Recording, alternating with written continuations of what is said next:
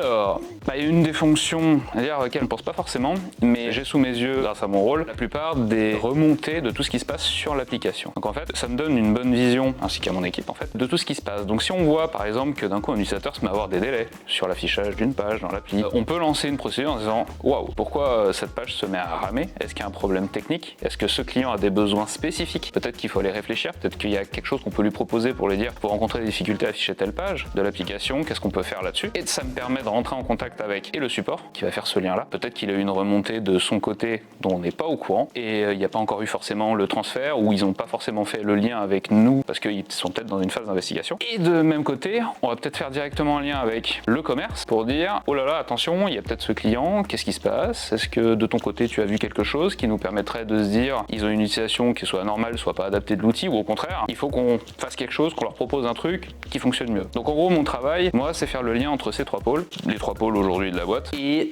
faire en sorte que les communications passent bien. Ça va aussi dans l'autre sens, c'est-à-dire que si le commerce a un besoin particulier, un appel d'offres à remporter, ou tout simplement un nouveau client, un prospect qui est intéressant à aller travailler, ils vont me proposer en me disant, voilà, le besoin de ce client c'est ça, qu'est-ce qu'on peut faire? Et ensemble, on va se mettre autour de la table et on va élaborer une solution, peut-être qu'elle est déjà existante et il faut la construire en disant, voilà ce qu'on peut proposer avec l'outil, ou au contraire, il faut peut-être qu'on arrive et qu'on développe un sujet particulier, du coup c'est une demande de développement, et là on réfléchit, on élabore le cahier des charges et on construit ça ensemble.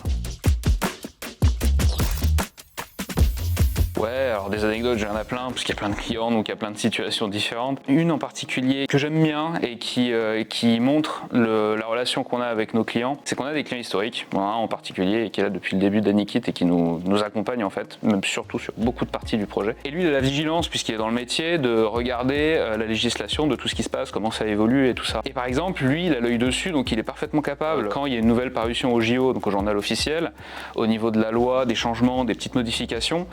de m'appeler directement via mes coordonnées puisqu'il les a pour me dire au fait Flavien, t'as vu, il y a ça qui a été modifié et ce serait cool que vous mettiez la modif parce que voilà, nous ça va rentrer là où je dois faire à la fin du mois telle ou telle chose, donc ce serait bien que je l'ai directement là et pas que ça attende ou que ça traîne ou machin, parce qu'on a aussi nos rythmes de travail et de développement. Donc ça c'est génial parce que ça nous permet d'incorporer et peut-être des fois de modifier des priorités en se disant oui, effectivement là il y a une urgence, donc on va l'intégrer, on fait ça gracieusement et on est content.